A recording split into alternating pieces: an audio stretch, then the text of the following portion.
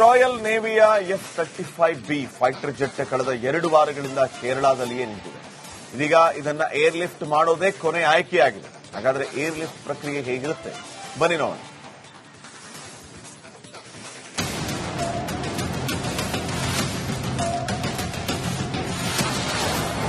ಕೊನೆಗೂ ರಿಪೇರಿ ಆಗಲಿಲ್ಲ F-35B fighter jet.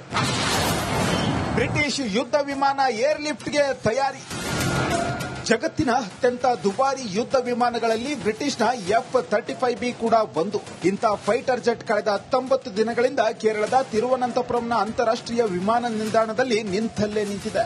ಕಳೆದ ಜೂನ್ 14ರಂದು ತಾಂತ್ರಿಕ ದೋಷದಿಂದ ತುರ್ತು ಲ್ಯಾಂಡಿಂಗ್ ಆಗಿತ್ತು. ಬಳಿಕ ಇದನ್ನ ರಿಪೇರಿ ಮಾಡಲು ಅದೆಷ್ಟೇ ಪ್ರಯತ್ನಿಸಿದ್ರು ಆದರೆ ರಿಪೇರಿಯಾಗದ ಕಾರಣ ಇದೀಗ ಕೇರಳದಿಂದ ಇಂಗ್ಲೆಂಡ್ಗೆ ಏರ್ ಲಿಫ್ಟ್ ಮಾಡಲು ಸಿದ್ಧತೆ ನಡೆಸಲಾಗುತ್ತಿದೆ.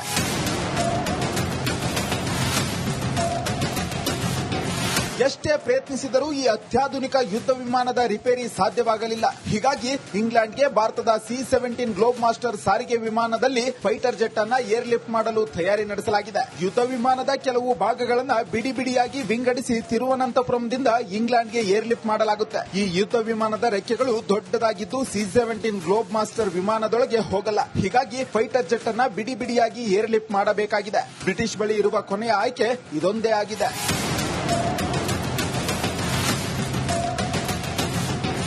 ಬ್ರಿಟಿಷ್ ಫೈಟರ್ ಜೆಟ್ ಅತ್ಯಾಧುನಿಕ ವಿಮಾನದ ಸ್ಥಿತಿ ಹೀಗಾಗಿದೆ. ಇಂಗ್ಲೆಂಡ್ನಿಂದ ತಂತ್ರಜ್ಞರು ಬಂದು ರಿಪೇರಿಗೆ ಅದೆಷ್ಟೇ ಪ್ರಯತ್ನಿಸಿದರೂ F-35 ಮಿಸುಕಾಡಲಿಲ್ಲ. ಕೊನೆಗೆ ಬಿಡಿ ಬಿಡಿಯಾಗಿ ವಿಂಗಡಿಸಿ ಯುದ್ಧ ವಿಮಾನವನ್ನ ಏರ್ ಲಿಫ್ಟ್ ಮಾಡಲು ಸಿದ್ಧತೆ ಮಾಡಿಕೊಳ್ಳಲಾಗುತ್ತಿದೆ. Bureau report, Republic Kannada. Royal ನೇವಿಯ F-35B ಫೈಟರ್ ಜೆಟ್ ಕಳೆದ 2 ವಾರಗಳಿಂದ ಕೇರಳದಲ್ಲಿಯೇ ನಿಂತಿದೆ. ಇದೀಗ ಇದನ್ನ ಏರ್ ಲಿಫ್ಟ್ ಮಾಡೋದೇ ಕೊನೆ ಆಯ್ಕೆಯಾಗಿದೆ. ಹಾಗಾದ್ರೆ ಏರ್ ಲಿಫ್ಟ್ ಪ್ರಕ್ರಿಯೆ ಹೇಗಿರುತ್ತೆ ಬನ್ನಿ ನೋಡೋಣ.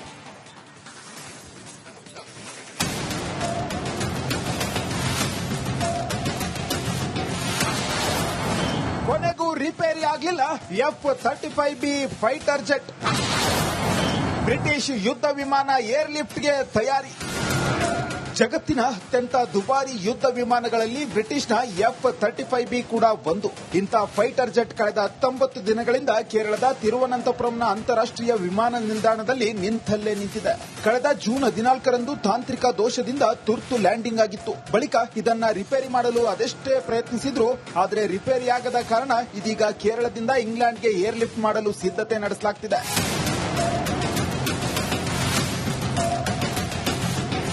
ಎಷ್ಟೇ ಪ್ರಯತ್ನಿಸಿದರೂ ಈ ಅತ್ಯಾಧುನಿಕ ಯುದ್ಧ ವಿಮಾನದ ರಿಪೇರಿ ಸಾಧ್ಯವಾಗಲಿಲ್ಲ. ಹೀಗಾಗಿ ಇಂಗ್ಲೆಂಡ್ಗೆ ಭಾರತದ C-17 ಗ್ಲೋಬ್ ಮಾಸ್ಟರ್ ಸಾರಿಗೆ ವಿಮಾನದಲ್ಲಿ ಫೈಟರ್ ಜೆಟ್ ಅನ್ನ ಏರ್ ಲಿಫ್ಟ್ ಮಾಡಲು ತಯಾರಿ ನಡೆಸಲಾಗಿದೆ. ಯುದ್ಧ ವಿಮಾನದ ಕೆಲವು ಭಾಗಗಳನ್ನು ಬಿಡಿ ಬಿಡಿಯಾಗಿ ವಿಂಗಡಿಸಿ ತಿರುವನಂತಪುರಂದಿಂದ ಇಂಗ್ಲೆಂಡ್ಗೆ ಏರ್ ಲಿಫ್ಟ್ ಮಾಡಲಾಗುತ್ತೆ. ಈ ಯುದ್ಧ ವಿಮಾನದ ರೆಕ್ಕೆಗಳು ದೊಡ್ಡದಾಗಿದ್ದು C-17 ಗ್ಲೋಬ್ ಮಾಸ್ಟರ್ ವಿಮಾನದೊಳಗೆ ಹೋಗಲ್ಲ. ಹೀಗಾಗಿ ಫೈಟರ್ ಜೆಟ್ ಅನ್ನ ಬಿಡಿ ಬಿಡಿಯಾಗಿ ಏರ್ ಲಿಫ್ಟ್ ಮಾಡಬೇಕಾಗಿದೆ. ಬ್ರಿಟಿಷ್ ಬಳಿ ಇರುವ ಕೊನೆಯ ಆಯ್ಕೆ ಇದೊಂದೇ ಆಗಿದೆ.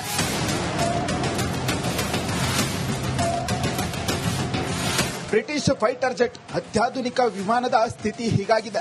ಇಂಗ್ಲೆಂಡ್ನಿಂದ ತಂತ್ರಜ್ಞರು ಬಂದು ರಿಪೇರಿಗೆ ಅದೆಷ್ಟೇ ಪ್ರಯತ್ನಿಸಿದರೂ F-35 ಮಿಸುಕಾಡಲಿಲ್ಲ. ಕೊನೆಗೆ ಬಿಡಿ ಬಿಡಿಯಾಗಿ ವಿಂಗಡಿಸಿ ಯುದ್ಧ ವಿಮಾನವನ್ನ ಏರ್ ಲಿಫ್ಟ್ ಮಾಡಲು ಸಿದ್ಧತೆ ಮಾಡಿಕೊಳ್ಳಲಾಗುತ್ತಿದೆ. Bureau report, Republic Kannada. Royal ನೇವಿಯ F-35B ಫೈಟರ್ ಜೆಟ್ ಕಳೆದ 2 ವಾರಗಳಿಂದ ಕೇರಳದಲ್ಲಿಯೇ ನಿಂತಿದೆ. ಇದೀಗ ಇದನ್ನ ಏರ್ ಲಿಫ್ಟ್ ಮಾಡೋದೇ ಕೊನೆ ಆಯ್ಕೆಯಾಗಿದೆ. ಹಾಗಾದ್ರೆ ಏರ್ ಲಿಫ್ಟ್ ಪ್ರಕ್ರಿಯೆ ಹೇಗಿರುತ್ತೆ ಬನ್ನಿ ನೋಡೋಣ.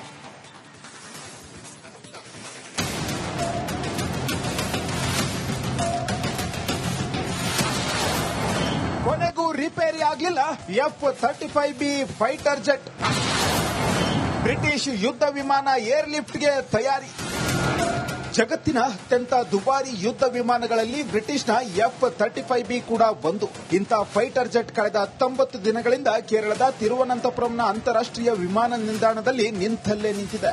ಕಳೆದ ಜೂನ್ 14ರಂದು ತಾಂತ್ರಿಕ ದೋಷದಿಂದ ತುರ್ತು ಲ್ಯಾಂಡಿಂಗ್ ಆಗಿತ್ತು. ಬಳಿಕ ಇದನ್ನ ರಿಪೇರಿ ಮಾಡಲು ಅದೆಷ್ಟೇ ಪ್ರಯತ್ನಿಸಿದ್ರು ಆದರೆ ರಿಪೇರಿಯಾಗದ ಕಾರಣ ಇದೀಗ ಕೇರಳದಿಂದ ಇಂಗ್ಲೆಂಡ್ಗೆ ಏರ್ ಲಿಫ್ಟ್ ಮಾಡಲು ಸಿದ್ಧತೆ ನಡೆಸಲಾಗುತ್ತಿದೆ.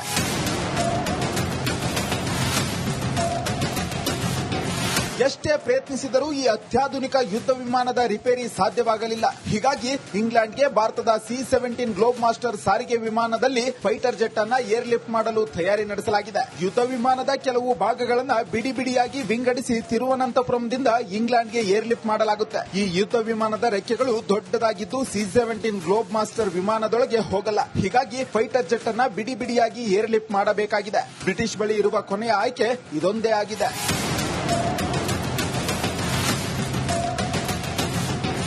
ಬ್ರಿಟಿಷ್ ಫೈಟರ್ ಜೆಟ್ ಅತ್ಯಾಧುನಿಕ ವಿಮಾನದ ಸ್ಥಿತಿ ಹೀಗಾಗಿದೆ. ಇಂಗ್ಲೆಂಡ್ನಿಂದ ತಂತ್ರಜ್ಞರು ಬಂದು ರಿಪೇರಿಗೆ ಅದೆಷ್ಟೇ ಪ್ರಯತ್ನಿಸಿದರೂ F-35 ಮಿಸುಕಾಡಲಿಲ್ಲ. ಕೊನೆಗೆ ಬಿಡಿ ಬಿಡಿಯಾಗಿ ವಿಂಗಡಿಸಿ ಯುದ್ಧ ವಿಮಾನವನ್ನ ಏರ್ ಲಿಫ್ಟ್ ಮಾಡಲು ಸಿದ್ಧತೆ ಮಾಡಿಕೊಳ್ಳಲಾಗುತ್ತಿದೆ. Bureau report, Republic Kannada. Royal ನೇವಿಯ F-35B ಫೈಟರ್ ಜೆಟ್ ಕಳೆದ 2 ವಾರಗಳಿಂದ ಕೇರಳದಲ್ಲಿಯೇ ನಿಂತಿದೆ. ಇದೀಗ ಇದನ್ನ ಏರ್ ಲಿಫ್ಟ್ ಮಾಡೋದೇ ಕೊನೆ ಆಯ್ಕೆಯಾಗಿದೆ. ಹಾಗಾದ್ರೆ ಏರ್ ಲಿಫ್ಟ್ ಪ್ರಕ್ರಿಯೆ ಹೇಗಿರುತ್ತೆ ಬನ್ನಿ ನೋಡೋಣ.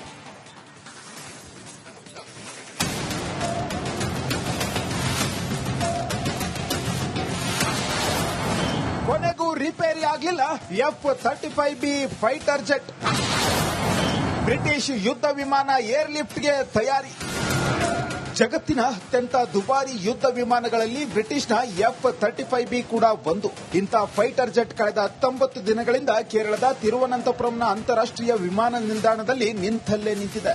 ಕಳೆದ ಜೂನ್ 14ರಂದು ತಾಂತ್ರಿಕ ದೋಷದಿಂದ ತುರ್ತು ಲ್ಯಾಂಡಿಂಗ್ ಆಗಿತ್ತು. ಬಳಿಕ ಇದನ್ನ ರಿಪೇರಿ ಮಾಡಲು ಅದೆಷ್ಟೇ ಪ್ರಯತ್ನಿಸಿದ್ರು ಆದರೆ ರಿಪೇರಿಯಾಗದ ಕಾರಣ ಇದೀಗ ಕೇರಳದಿಂದ ಇಂಗ್ಲೆಂಡ್ಗೆ ಏರ್ ಲಿಫ್ಟ್ ಮಾಡಲು ಸಿದ್ಧತೆ ನಡೆಸಲಾಗುತ್ತಿದೆ.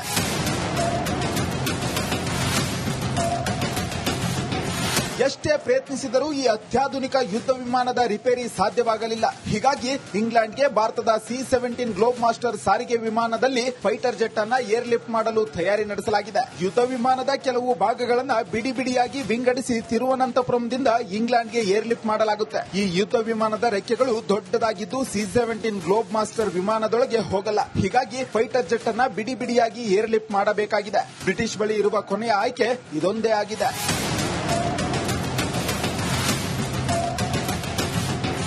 ಬ್ರಿಟಿಷ್ ಫೈಟರ್ ಜೆಟ್ ಅತ್ಯಾಧುನಿಕ ವಿಮಾನದ ಸ್ಥಿತಿ ಹೀಗಾಗಿದೆ. ಇಂಗ್ಲೆಂಡ್ನಿಂದ ತಂತ್ರಜ್ಞರು ಬಂದು ರಿಪೇರಿಗೆ ಅದೆಷ್ಟೇ ಪ್ರಯತ್ನಿಸಿದರೂ F-35 ಮಿಸುಕಾಡಲಿಲ್ಲ. ಕೊನೆಗೆ ಬಿಡಿ ಬಿಡಿಯಾಗಿ ವಿಂಗಡಿಸಿ ಯುದ್ಧ ವಿಮಾನವನ್ನ ಏರ್ ಲಿಫ್ಟ್ ಮಾಡಲು ಸಿದ್ಧತೆ ಮಾಡಿಕೊಳ್ಳಲಾಗುತ್ತಿದೆ. Bureau report, Republic Kannada. Royal ನೇವಿಯ F-35B ಫೈಟರ್ ಜೆಟ್ ಕಳೆದ 2 ವಾರಗಳಿಂದ ಕೇರಳದಲ್ಲಿಯೇ ನಿಂತಿದೆ. ಇದೀಗ ಇದನ್ನ ಏರ್ ಲಿಫ್ಟ್ ಮಾಡೋದೇ ಕೊನೆ ಆಯ್ಕೆಯಾಗಿದೆ. ಹಾಗಾದ್ರೆ ಏರ್ ಲಿಫ್ಟ್ ಪ್ರಕ್ರಿಯೆ ಹೇಗಿರುತ್ತೆ ಬನ್ನಿ ನೋಡೋಣ.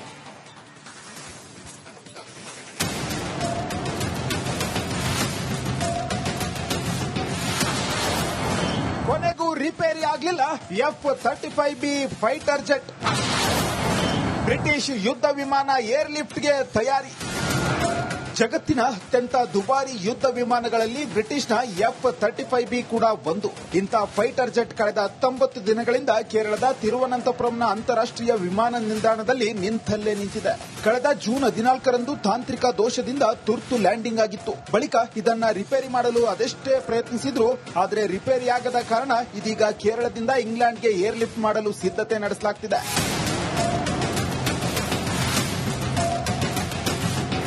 ಎಷ್ಟೇ ಪ್ರಯತ್ನಿಸಿದರೂ ಈ ಅತ್ಯಾಧುನಿಕ ಯುದ್ಧ ವಿಮಾನದ ರಿಪೇರಿ ಸಾಧ್ಯವಾಗಲಿಲ್ಲ. ಹೀಗಾಗಿ ಇಂಗ್ಲೆಂಡ್ಗೆ ಭಾರತದ C-17 ಗ್ಲೋಬ್ ಮಾಸ್ಟರ್ ಸಾರಿಗೆ ವಿಮಾನದಲ್ಲಿ ಫೈಟರ್ ಜೆಟ್ ಅನ್ನ ಏರ್ ಲಿಫ್ಟ್ ಮಾಡಲು ತಯಾರಿ ನಡೆಸಲಾಗಿದೆ. ಯುದ್ಧ ವಿಮಾನದ ಕೆಲವು ಭಾಗಗಳನ್ನು ಬಿಡಿ ಬಿಡಿಯಾಗಿ ವಿಂಗಡಿಸಿ ತಿರುವನಂತಪುರಂದಿಂದ ಇಂಗ್ಲೆಂಡ್ಗೆ ಏರ್ ಲಿಫ್ಟ್ ಮಾಡಲಾಗುತ್ತೆ. ಈ ಯುದ್ಧ ವಿಮಾನದ ರೆಕ್ಕೆಗಳು ದೊಡ್ಡದಾಗಿದ್ದು C-17 ಗ್ಲೋಬ್ ಮಾಸ್ಟರ್ ವಿಮಾನದೊಳಗೆ ಹೋಗಲ್ಲ. ಹೀಗಾಗಿ ಫೈಟರ್ ಜೆಟ್ ಅನ್ನ ಬಿಡಿ ಬಿಡಿಯಾಗಿ ಏರ್ ಲಿಫ್ಟ್ ಮಾಡಬೇಕಾಗಿದೆ. ಬ್ರಿಟಿಷ್ ಬಳಿ ಇರುವ ಕೊನೆಯ ಆಯ್ಕೆ ಇದೊಂದೇ ಆಗಿದೆ.